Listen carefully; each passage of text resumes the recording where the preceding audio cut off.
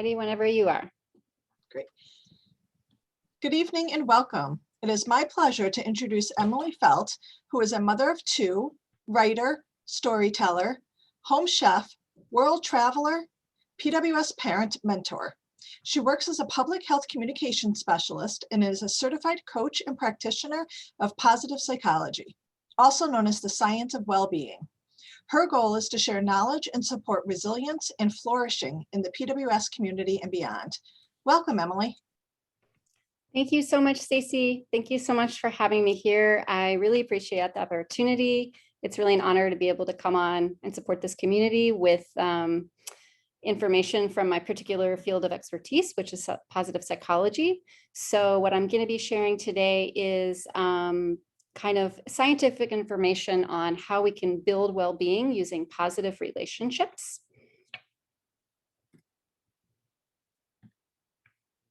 So first off, just to give everyone a little bit of information about me, I am a certified coach and facilitator in the area of applied positive psychology with a small company called Unity Grow, based in Miami.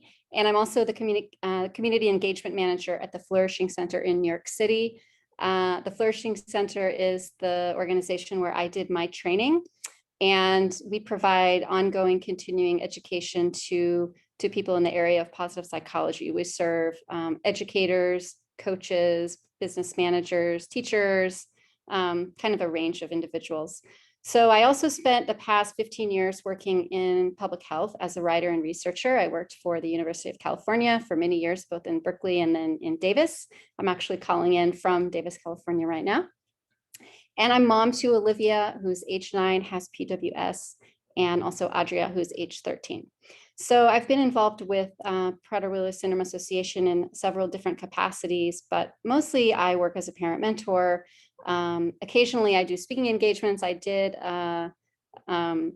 sort of a session a couple of years ago at the conference on resilience and how to build more resilient families.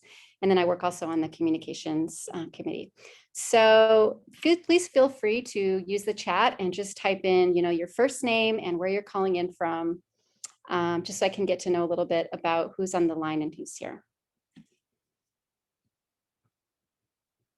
And welcome, everyone. Welcome. It's really nice to have you here. I appreciate you jumping on this Friday night, 7:30 p.m. Eastern, 4:30 Pacific. I know we've got a lot of other stuff going on. Stacy from Stillwater, thank you so much. It's so nice to meet you. Okay, so I'm going to go ahead and get started quickly.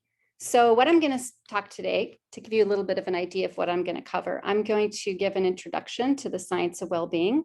Positive psychology is the actual scientific term for it. I'm going to talk about how we're actually neurologically wired for connection and why building positive relationships is important to our health. We're also going to talk a little bit about loneliness. I'm going to go over the theory of flourishing relationships, and I'm going to talk about 3 of the key factors that we can use to build flourishing relationships. I say 3 of the keys because there's many more factors than just 3. We're going to talk a little bit about belonging, we're going to talk about trust, and we're going to talk about empathy. Then we're going to briefly touch on HQCs, which is acronym for high quality connections, and love. Both of these are crucial to all of our relationships. Actually, we don't only think about love in a romantic sense. Love is actually crucial to our everyday lives. Welcome, Dorothy, and also welcome Claire, Debbie, Erin, Kim. And then after that, I'm going to move on and give some sort of pointers to how can we increase the quality of our relationships using some of the knowledge that I've presented. So first of all, what is positive psychology? You don't have to finish if you're not hungry, baby. Can we mute a little bit the participants? Stacy, is that okay? Thanks so much. Yeah, I would ask, keep yourself muted if possible, or if you have background noise. If you do have a question, we are going to have a information question and answer session at the end. We can also use the chat to type in questions as we go if you'd like. So just to give a brief introduction to positive psychology, this is a field most people haven't heard of. It's also referred to as the science of well-being. And most people haven't heard of it because it's only been around for the past 30 years. It kind of began around 1999, actually, with the presidency of the American Psychological Association, Martin Seligman. So the focus in psychology at that point was very much focused on illness and pathology, and specifically the question of how can we help people who are suffering from depression or who have undergone trauma in war. And one of the things that was sort of behind this approach was the real need for that, given that, after the Vietnam War, people had come back from war with post-traumatic stress disorder, and that focus of psychology really helped to elucidate and discover what those afflictions actually are. But the science of positive psychology takes a very different approach. Some of the researchers that started this field wanted to sort of round out the research and look also at what are the qualities and characteristics of people that contribute to wellness. We know that just because you're not sick doesn't actually mean that you're healthy, right? Just because I don't have clinical depression doesn't mean that I'm happy or flourishing. In the same way as, just because I'm maybe not in debt doesn't also mean that I'm, bringing in plenty of money.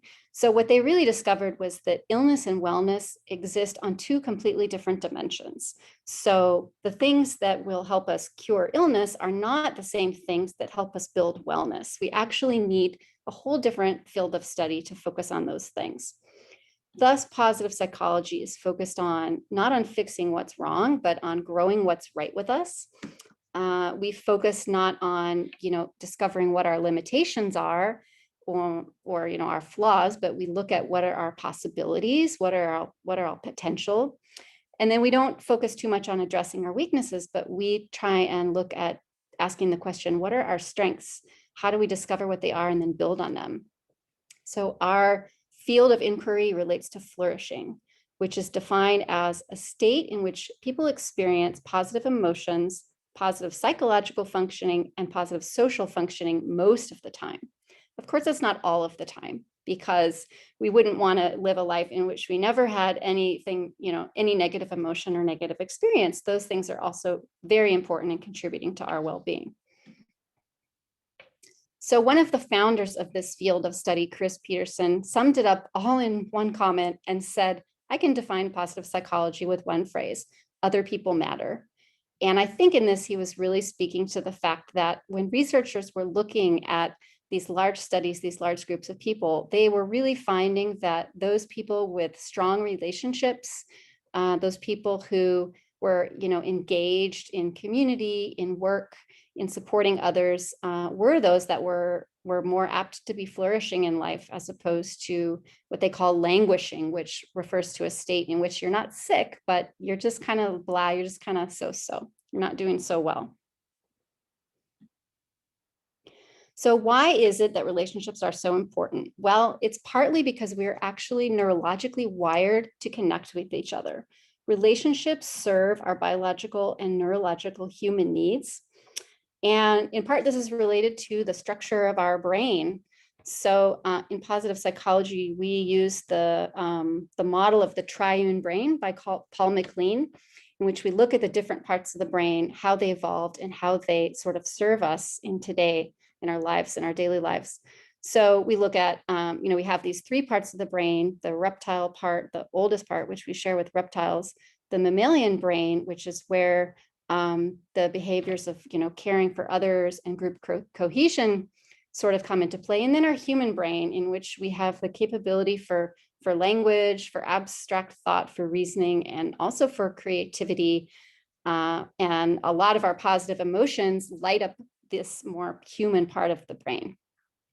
So we know that evolutionarily, our social groups, our ancestors hunted together, they shared food together, they fought off enemies together, and they also shared skills and knowledge from generation to generation. They actually invented stories and storytelling as a way to transmit knowledge across generations. And that's why telling our stories are so powerful. So humans have this innate need to belong and to bond. And that's really at the basis of flourishing relationships. And when we talk about having stronger relationships, we look at some of these needs. So we're definitely wired to connect. And what doesn't serve our need for connection is loneliness. You know, some people have referred to loneliness as almost reaching pandemic proportions. Loneliness impacts our health. Some of the studies have shown that people that are lonely have more stress. They have elevated epinephrine and cortisol levels, which are markers of stress. And we even have a sort of a meta-analysis of 148 studies of different levels of social support that showed that social isolation increases the risk of death, similarly to that of smoking or obesity or physical activity. So it's really, really striking to think that we may be healthy in many ways. Yes, super powerful data. We could be doing all the things right, but how many of us in today's day and age are not paying much attention to our relationships? How many of us are, overworking or even over exercising? But yet there's another crucial aspect of our well-being that we're not giving too much attention to, which is our relationships. So one of the keys about loneliness, the reason that it impacts us the way it does is because it actually feels like physical pain. And they've discovered this because they have carried out experiments where they put people in an fMRI scan while they carry out, different activities. And they actually monitor what's going on in our brains when we're feeling lonely or feeling socially excluded. In this particular study, does social rejection hurt? They put people in a sort of computer simulated game where they were playing with other players. And then they sort of progressively eliminated participation of some people, but without actually saying that that was what they were doing. So as people started to feel excluded and not a part of the group, they looked at what was going on in their brain. And they found that it was striking because almost the identical parts of the brain were firing and lighting up as when a person is in physical pain. So social rejection is very, very powerful. And if we think about it, it's also difficult because while most people can't really remember what their physical pain felt like, with social pain, with social rejection, we often sort of carry that around with us in a sort of embodied way for years afterwards. So relationships are also related to our health and well-being directly. Lots of different studies have shown that having strong social relationships calms the cardiovascular system, lowers blood pressure, and also lowers levels of stress. Also, a study of heart attack patients found that those living alone had a nearly double rate of having a recurring attack. And then other studies that actually go back at least 20 years have shown that our immunity is supported by having strong social relationships. So these are studies in which they've looked at large samples of people and they've really been able to compare how people do and rule out that there are other influences on that immunity. They've been able to narrow it down to just the impact of a person's social relationship. And welcome to those people who have just jumped on the line. It's nice to have you here. So in our modern day and age, many people say, does modern day life disconnect us or does it serve to bring us together? I mean, I think for all of the good that technology has done, and let's be honest, it's allowing me to do this right now with you, which is fabulous. Does it also not contribute a little bit to us being more isolated from each other? If we look at human evolution, we can see that people have become progressively more independent and progressively more individualized in terms of social groups. Obviously, that varies a lot based on culture. But I think that now people are starting to ask, do some of our technological advancements actually sort of isolate us and keep us from sharing and belonging in these ways that are really important? So I just want to take you through a quick exercise. I want you to think of a happy recent memory and just bring something to mind, take a couple of minutes, and just see what role do relationships play in this moment. So if you're thinking of something good that happened like in the past few days or in the past week, who else was in that situation? Were there other people there? Did something good happen to you and you shared it with a member of your family? Just take a minute to reflect on that. And feel free to, if anything comes to mind, feel free to type it in the chat and share it with us as well.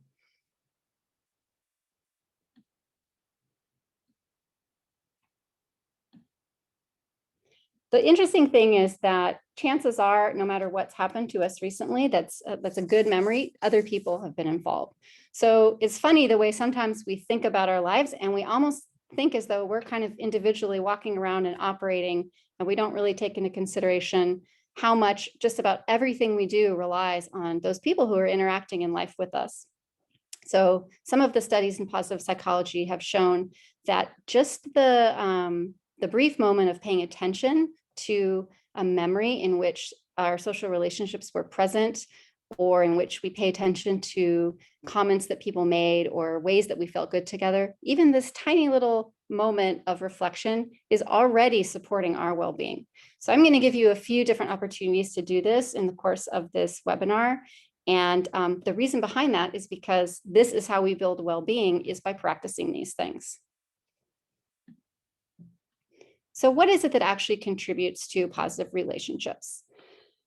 In positive psychology and in the Flourishing Center, which is the center where I got my training, we use different models, and this is one of the models that we use. So we say that flourishing relationships actually come about through a variety of different ways.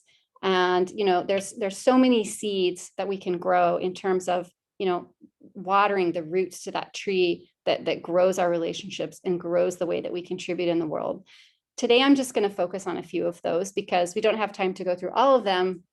And also, all of these areas are, areas in which you could probably dedicate at least a week or two to just looking at that area. But I'm going to talk to you a little bit about the concepts of belonging and trust. And then we're going to look also at empathy.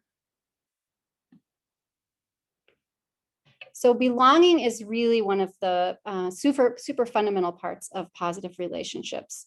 And in psychology, our definition of belonging is just that it's a feeling of being taken into account as a part of a group. It's a feeling of having a place, of being a part of something bigger than just each individual person.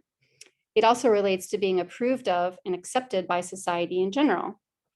And it's been called belongingness. And, I can remember living in Spain, in Barcelona for many years with my husband and my two kids, and how when I first arrived there in 2009, I felt a little bit isolated, and I really didn't feel like I was part of the group. And I lacked a sense of belonging, and that was a very hard thing for me to sort of handle and deal with. But I also remember that once I started connecting with groups of people there, other Americans and other English speakers, that I felt that I had a lot. I suddenly felt like I belonged, even though I was in a foreign country. I felt like, wow, I actually do belong here in a way. There are other people like me who are here. So it's very interesting when we travel to a foreign country, we can automatically see, how easy it is when we're in a foreign country to connect with a group of people that are from our home country. It's not like we walk around every day at home being fast friends with everyone we meet just for the fact that, we're all like living in the same city. And yet when we go to a foreign country, we'll find ourselves maybe, if you're American like me and you meet other Americans, you find fast that you have things in common. You're a part of the group and you have a place in it.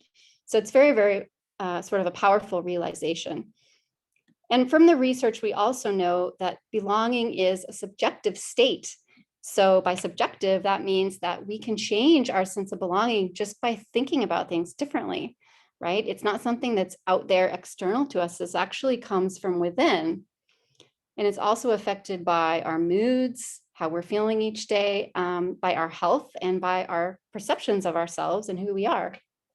So it has absolutely nothing to do with how many people you know, or the places that you are associated with. Like, we can build belonging from within ourselves, no matter where we are and no matter who we're with. Another one of the models that we use in positive psychology is the social convoy model. And the social convoy model presents belonging as being, there's sort of a triad of concepts that are really important when understanding it. So when we do have a sense of belonging, there's different levels that we can cultivate. We definitely need social interaction. Interaction just refers to any sort of social exchange. It could be a conversation, it could be a gesture, it could be a wave. Any sort of interaction with any person actually contributes to a sense of belonging. The second piece of it is concern, which includes interactions that express awareness about your needs. So this would include something like, my neighbor down the hall who had to go and get her wisdom teeth removed. And maybe we bump into each other, as I'm coming home and she's leaving the apartment, and she says, yeah, I'm on my way out to the dentist because I'm having my wisdom teeth removed next week. And I might react by saying, oh, wow, I bet that's really scary. I hope it goes okay for you. So I'm aware of her needs. I'm concerned. The next level to that level deeper is caring. So it's not only understanding her situation and maybe what she's going through, but actually myself being willing to get involved. So I might say, wow, it must be kind of scary to be getting your wisdom teeth out. I've heard that actually I had it done myself, and it's kind of a big deal. So is there anything I can do to help you? Maybe if you need me to look in on your cat while you go to the dentist, or is there anything I can do for you? So if I, prepare a meal for the person, or pick up something at the grocery store for them, or look in on somebody's cat, that's actually caring, and it's a contribution of creating a sense of belonging. So in looking at some of the studies that have been carried out in this area, Lambert and colleagues compared, sort of looked at these different levels and said, well, what are the differences in social support and social value versus a sense of belonging, given that we can induce a sense of belonging? So they took a group of people and they divided them into, sort of 3 different sections. And to one section, they gave them a social support intervention. Another group got a social value intervention. And then the third group got a belonging, induced belonging intervention. So the social support group, they went through an exercise where they reflected on people who supported them. And the social value group, they recalled compliments that people had given them, or other expressions of, like someone saying, you're valued, you have something to bring, you have something to contribute to this group. The people that were in the belonging group, they actually went through an induced belonging intervention where they thought about the people that they felt a sense of belonging with, and then they wrote about those people. They reflected on the nature of those relationships and what made them special. And they spent some time describing and naming those people in their lives who were really important to them, how they had contributed to that relationship, and how that person had contributed to them, what it had brought into their lives. And so they really exemplified this sense of belonging. And they then followed up with those people over a period of time. I believe it was several months. And they found that there were real differences between the people in these groups in terms of how the effect of that intervention extended in terms of their well-being. And while all of them benefited from going through these interventions, those who were in the belonging group reported significantly more meaning in their life compared to other groups over the next few months. So this is just one of the many studies that have been used to sort of support the idea that belonging was really important, because it gives that sense of life having a meaning, life having, that being a part of something bigger, and that we contribute and belong to a group. So our next question is just popped up. I just want you to take a couple minutes to think about, where and with whom do you really feel a sense of belonging? We might say, sometimes we feel like, well, obviously people say I belong with my family, but it doesn't only have to be family members. Some people feel really that they belong in nature, or, in a certain sort of career, with a certain sort of work. So just take a moment to think about where and with whom do you feel a sense of belonging in your life. It's going to look different for everybody.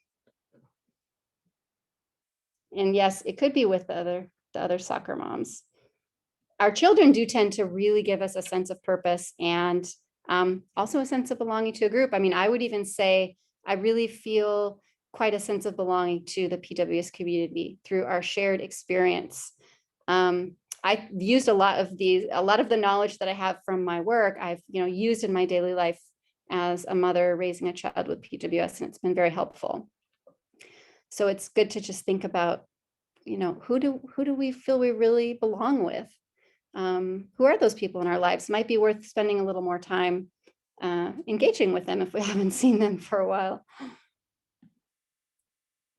So the next little bit of the next piece of the flourishing puzzle that I want to talk about is trust. Trust has been described as the basis of all relationships, and I do think it's probably one of the key pieces of flourishing relationships in particular. So one model that we often use when coaching people and helping people to understand where, what is trust really, besides just this abstract idea that we kind of like, we all know what it means, but we kind of don't know what it means as well, because we haven't really thought about it, right? We just know if we can trust somebody or not. Well, what does that actually mean, and what does it look like?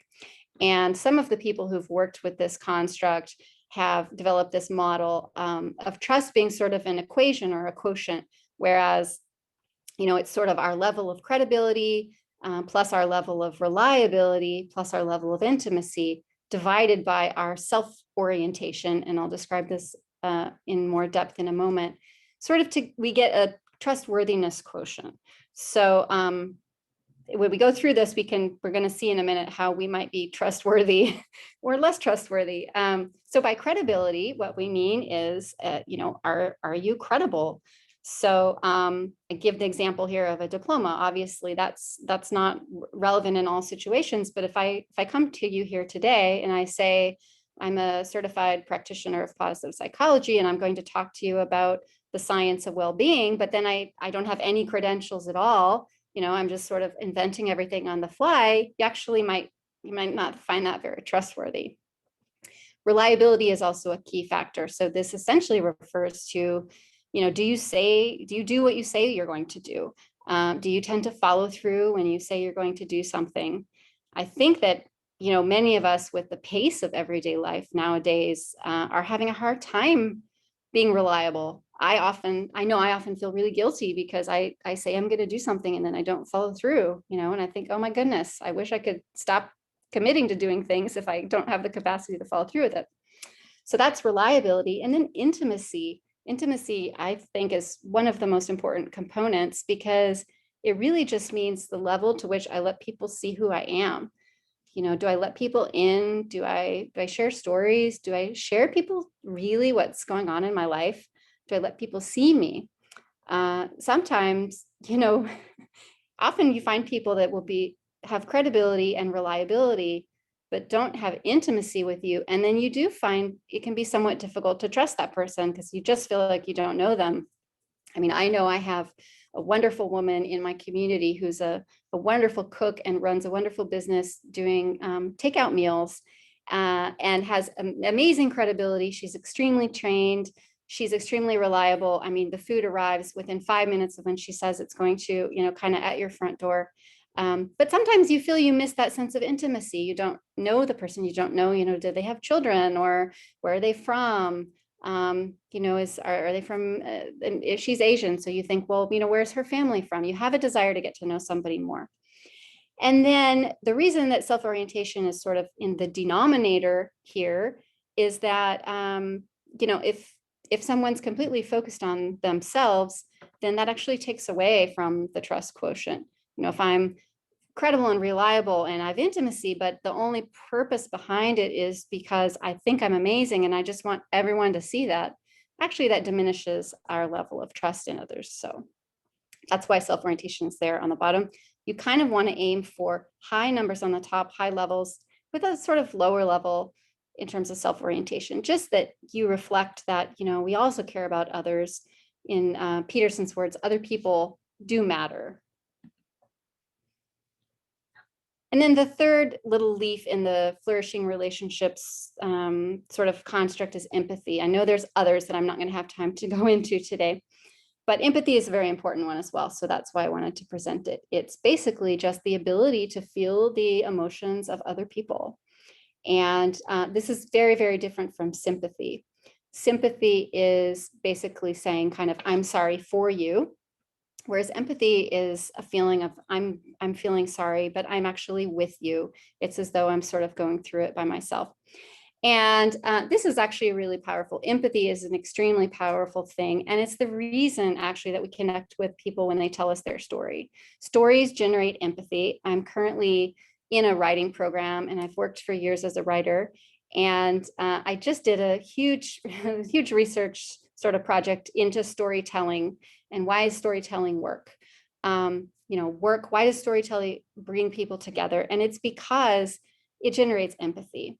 It's amazing when you look at some of these fMRI scans and you look at people's brains when they're telling each other stories. There's a speaker and there's a listener, and their brains light up in the exact same places, similarly to the way we spoke of earlier with, loneliness and pain, social feelings being very similar to physical. Well, in storytelling, people's brains light up in the same way, and it creates a situation in which the receiver of the story has really experienced the same thing that's happened to the other person. Their brain has processed it in the exact same way, even if they didn't live through it themselves. So the 4 characteristics that are so crucial for empathy are perspective taking. It allows you to see something from a different point of view. And that's why storytelling is used to help people do healing work or, peace building, and also to solve some of our more pressing social concerns. Non-judgment, if you approach someone who tells you their story and you have sympathy, where you're kind of saying, I'm sorry for you, you're clearly happy that you're not going through it, So it's not really being with them. It's saying, I'm separate and I'm glad this didn't happen to me, but I'm sorry for you that it happened to you. Recognizing each other's emotions, so really leaning into them, and then just expressing that you do feel them, letting those emotions be the ones that they are and not trying to change it too much.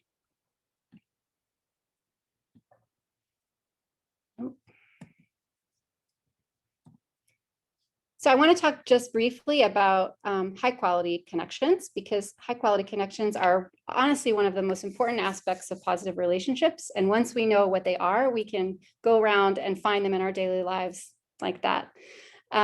Just like all living tissue, relationships vary, right, in terms of their levels of health and in terms of their quality. So you can say, well, if I want to have flourishing relationships, does that mean every relationship in my life, needs to be great? It just needs to be, one positive relationship after the next. Well, the truth is that our relationships really vary. We might have great friendships, but a very difficult romantic relationship or partnership, or we might have, very few friendships, but a strong partner, a strong family, or we might not have many close friendships. We might not have, we might not have a partner, but there's still other ways that we can get the benefits of having strong relationships. So one of those is through high quality connections, which is defined as a short-term positive exchange in an ongoing relationship. So based on this definition, we can see that it's just about anything. I mean, a high quality connection is everything from having a good conversation with a friend for 10 minutes in which we both feel very connected and like we really heard each other, to, maybe connecting with any person that we know, right? I mean, we can have a high quality connection with anyone. Barbara Fredrickson is the researcher that did a lot of research in this area. She wrote a great book, which I highly recommend, called Love 2.0, in which she studies these micro moments, she calls them. She defines love as just having these micro moments of positive interactions with other people. And her research proved that having these actually strengthens the vagus nerve, which is the nerve that connects the heart and the brain, which also makes a lot of sense, right? She was saying how when she was on, the plane and she was sitting next to someone she didn't know, and they had a great conversation for a few minutes, and she felt optimistic and she felt positive and she noticed it. That's a micro moment of positive interaction. It can also look like, maybe the mailman drops off the mail and you say hello every day. That's another micro moment of positive interaction. So high quality connections must be present in every relationship that's considered positive. So if we have a relationship and we never have a tiny little moment of positivity, then it's going to be very unlikely that it's going to support our health and well-being. So one of the areas where it's easiest to find these micro moments is in what they call weak ties, with our weak ties. So we might not even think about our weak ties, right? What is a weak tie? When we think about it, we think, well, am I really friends with the people in my life that I just, Maybe we cross each other walking down the street, on our way to the metro every week or so, or, maybe it's the mailman who drops off the mail. We don't even really know each other. We just exchange a smile. Well, a lot of research has been done on this actually, dating back in social psychology like 30 years ago. And they found that the weak ties that we have in our lives are really, really related to our well-being. They're related to our health as well, just not in ways that we might normally think of in terms of how relationships are important. So these are casual acquaintances and more transactional ties. So casual acquaintances could be, if I go to the same deli and order a sandwich, and I consistently sort of see the person who's operating the cash register. That's just a casual acquaintance, right? And then our transactional ties are people that we come into contact with over and over again through the different transactions of our lives. When I think about this in my life, I think, as a parent to a daughter with special needs, I think about, all of the health insurance people that we come into contact with, or, many of the doctors we come into contact with. They're not necessarily friends, they're not really partners, but yet they have a key role in sort of our overall mood, how we're feeling, and they can give us a lot of really important information. So some of the studies that have looked more seriously and in depth at weak tie relationships have shown that often it's these relationships that are responsible for new information and ideas. In fact, I think that they did one study where they found that 84% of people in this study, it was carried out in Boston, they found a new job somehow through a weak tie. So it wasn't that they got jobs through their friends or through their family members, that they got them through people that they knew that had these more sort of casual relationships or casual sorts of ties. And one of the reasons for this is that these relationships tend to be very low cost and low stakes, right? So if your mailman, they switch your mailman and you get a new mailman, then chances are you're probably going to be okay. You're not going to mourn that loss too much.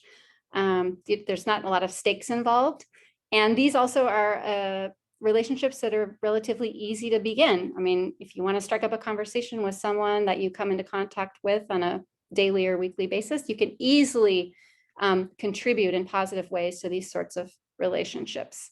So it's also using sort of the strategies with weak ties and contributing positivity is very, very easy. So when we're thinking about, how can we foster high quality connections in our lives, we often can just start with our weak ties. We can start by, saying hello to the person at the cash register, asking them how their week went. We can start by saying thank you to people too in our lives for the things that they do for us, even if we may think, well, it's just their job, but hey, they're still serving our well-being. So weak ties is really a key. Also one thing I wanted to mention is, they've done some research on this during COVID, and they basically said that part of the reason COVID's been so difficult for people is because that many people have lost their weak ties. They've lost those tiny little interactions with the people that maybe they saw sort of in person, not in the context of any relationship or partnership, but just, being human, living a life, maybe living in San Francisco or living in New York, just, being there and being part of the same community, even though you don't really know each other. So not having those weak ties had a toll on people's loneliness and rates of depression and anxiety. So here's another question for us, just to take a couple minutes to think about, how do you positively connect with your weak ties? What do you do to connect with those people in your lives who don't qualify as friends, aren't family, and yet when we think about it, these people really make up the quality of our days so often. I remember recently I was thinking about this topic because my father went into assisted living right before COVID because he has been developing dementia. And then after some time, he started complaining about it a little bit. But he was saying, it's hard not having my independence and so forth. And I felt a little bit guilty about it. But when I remembered this idea of how important weak ties are, I realized, that it was a great place for him to be, because he has a lot more of these sort of weak ties and casual acquaintances and conversations with people living in this assisted living center than he did when he was living kind of all by himself in a house where, most days he didn't see anyone. Occasionally he might have seen a mailman, or occasionally he might have, he'd have a caregiver sometimes come by and do some driving or deliver some groceries. So just think for a moment about what are ways that you connect in your daily life with people that we consider to be weak ties. So this is the last of the things that I wanted to share today. And it's just, I've presented some theory and I haven't really talked very much about practice. I think I've given a couple of examples of how I use these things in my life. But, in reality, we can learn about theory. We could read about it. We could even, read Barbara Fredrickson's book, Love 2.0. But at some point, we can't really get the benefit of these things unless we practice them. I was just checking the chat to see if we have anything. Thank you for your comments on this. I really hope that this is useful to you all. That's my intention here, is just to share what I know. So as I was saying, it's important to learn about the theory, but it's also really important to actually practice it. It's similar to I can study equine theory. I can learn about horses. I can know all the anatomy of the horse, and yet I'm not going to know how to ride a horse until I actually get on the horse and start riding. I can think about the exact same thing in one of my other hobbies, which is cooking, which was read in my bio. I'm a huge home chef. I love cooking, and yet I've got so many recipe books. If all I did was read those books, as great as I feel reading them, I still wouldn't know anything about cooking unless I actually got in the kitchen, got out some pots and pans and started doing it. So how can we practice these things and actually improve the quality of our relationships? It's funny, but when a colleague of mine in positive psychology was interviewed on a podcast, the interviewer asked, "What's the easiest thing a person can do to feel better right away?" And she said, you can improve the quality of your relationships. Relationships are the fastest, easiest way we have to do better, to feel better, to get out of a funk, and just to overall improve the quality of our life. And that starts with just awareness. First, as with everything, if we're not even aware of this, then we're not going to be able to do anything. So the first thing is just, be aware. Just take a moment to notice, how do we belong? Who do we feel good with? Where do we belong? What types of communities do we feel good in? Like, this is just a sort of a basic step to knowing ourselves and knowing what makes us happy. And it's the first step to thinking about how we can contribute in relationships and how they can contribute to us. And then I also talked about these micro moments. So the micro moments, it's like they're things we never think about, or we never tend to think about them, because we go through our day and we've got a mental agenda. We need to, check off all the boxes. And we're barely even paying attention when someone smiles or says something that makes us feel really good, or, share something in a webinar that maybe we take it and use it and we think, wow, that really helped me. We don't focus on these things, but if we reflect on them and identify what they are and what's happened, and then sort of savor that feeling. And by savor, I mean, like, let yourself stay with it. We mentally think, oh, I've got so much to do, I've got to move on to the next thing. But no, actually, from a scientific perspective, our body benefits from letting these positive feelings and these micro moments of connection really, really sink in.